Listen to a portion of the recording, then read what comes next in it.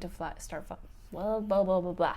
Hi everybody, welcome back to my channel. Now, I don't know about you, but I've been spending a lot of time on my phone lately, using the Instagram on this day feature to reminisce about travels. And it reminded me that last year during this time, I was on a whirlwind 3-week trip with my family in Asia, flying first in business class, staying in amazing hotels, indulging in breakfast buffets. Now you may be asking, Danielle, are you a multimillionaire?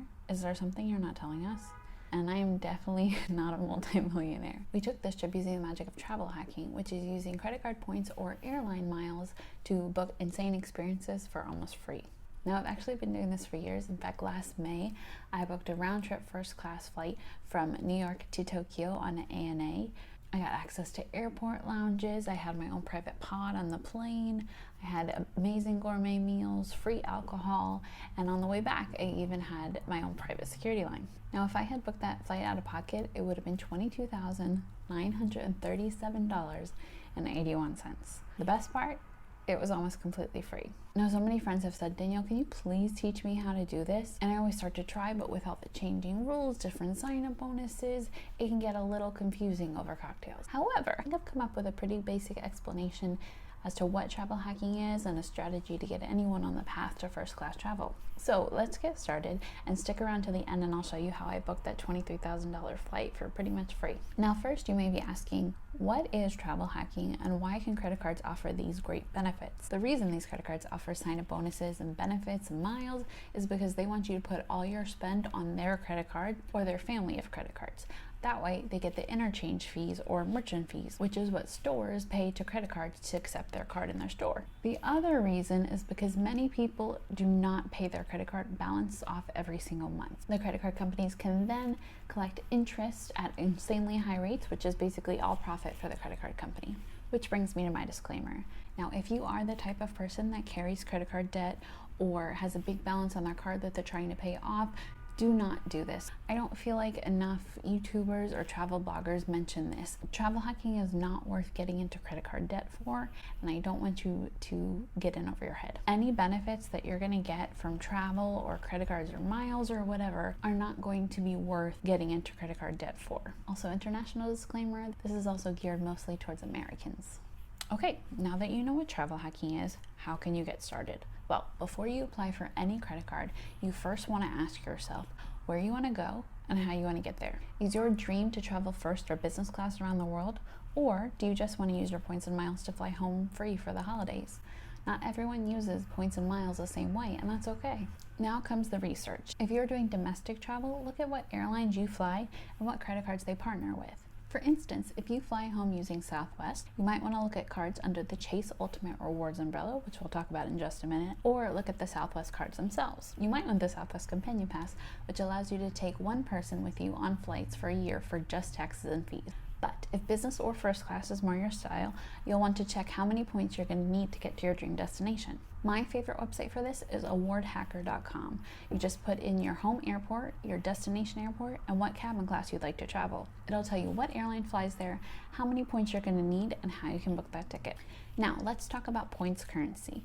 There are 2 major programs that I recommend for beginners: the Chase Ultimate Rewards Program and the American Express Membership Rewards Program. Now, there are other programs like Citi Thank You Points, Marriott Bonvoy, Capital One Venture, but I feel like the Ultimate Rewards Program and the Membership Rewards Program are the easiest to follow, and actually they're the ones I use most often. Under the Chase Ultimate Rewards umbrella, you've got British Airways, JetBlue, Southwest, United, Virgin Atlantic, and Hyatt, which was actually how I stayed at the Hyatt Regency Tokyo for free with 12,000 points a night, and at the Andaz Tokyo, which is about 30,000 points a night. Under the Amex Membership Rewards umbrella, we've got ANA, Cathay Pacific, Singapore, British Airways, JetBlue, Delta, Virgin Atlantic, and Hilton in the hotel category. Now, you might have heard me say some of these airlines twice, and that is because the airlines are part of both programs, which is great for when you need to top off points with, say, British Airways or Virgin Atlantic. Now, if you're not hearing the hotel or airline that you're looking for,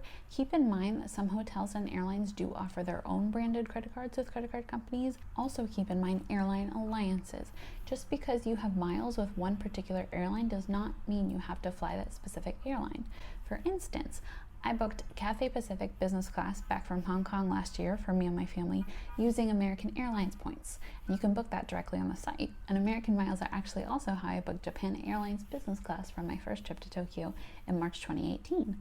You used to have to call in and book because it wasn't available on the website, but it is now. Now keep in mind that these dream flights are in high demand. Not every open business or first class seat will be redeemable for points on airlines.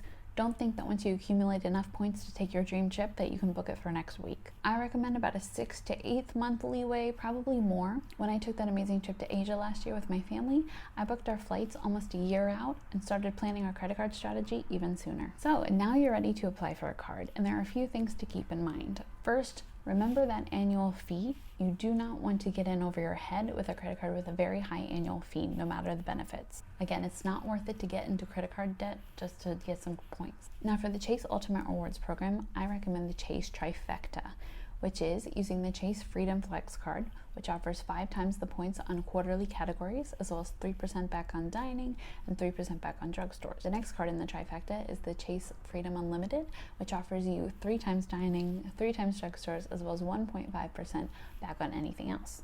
Now you might be saying, Danielle, aren't these both cash back cards? Why are you telling me about cash back cards?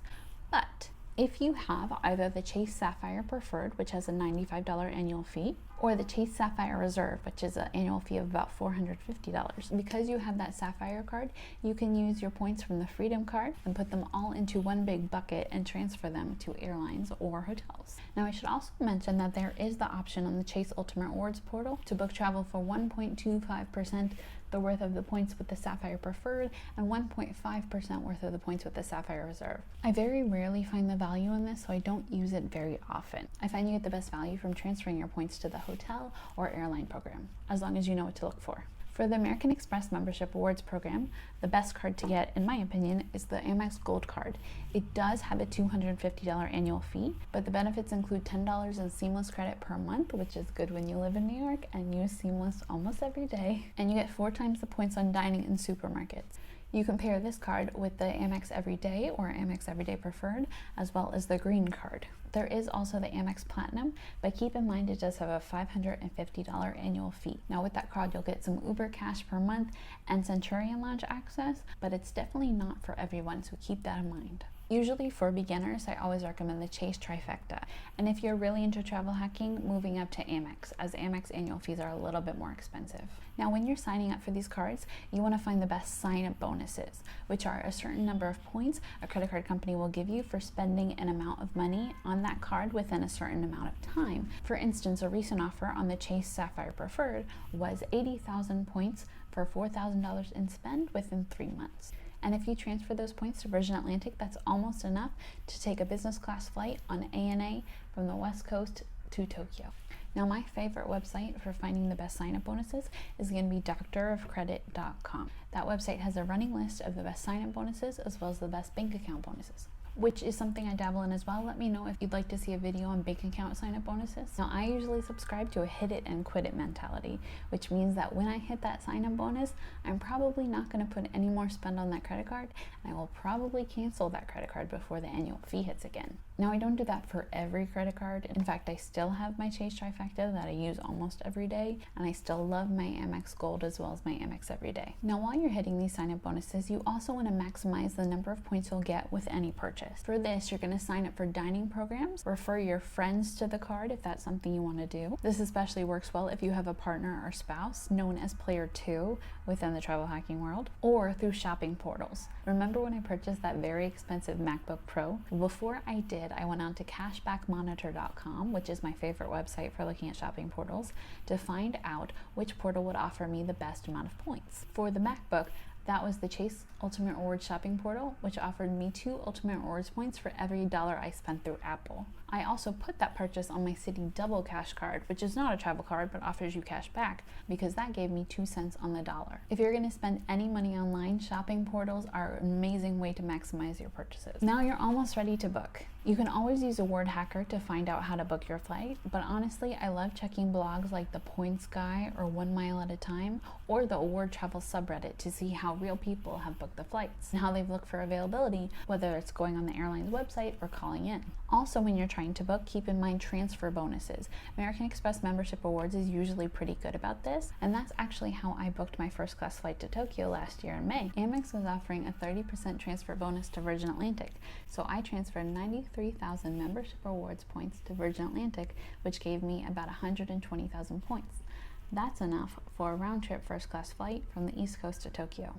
Now, I did pay about $350 in taxes, but the way to make this totally free is for any points that you get on a cash card like the Citi Double Cash I mentioned earlier, to redeem that for cash, and then your flight is basically free. You can also redeem your Chase Ultimate Rewards or your Amex Membership Awards for cash. I would recommend Chase for that because Amex's cash returns are a little bit diluted, unless you have the Schwab Platinum with Amex, which will give you 1.25% cash back when redeeming membership awards, but that's a video for another time. Anyways, I know that was a lot to take in. I hope that was pretty helpful. If you have any questions, please comment them down below. This is truly one of my favorite hobbies. It's changed my life for the better, and I would love to help other people do it too. Thank you so much for watching, and I'll see you next time. Bye.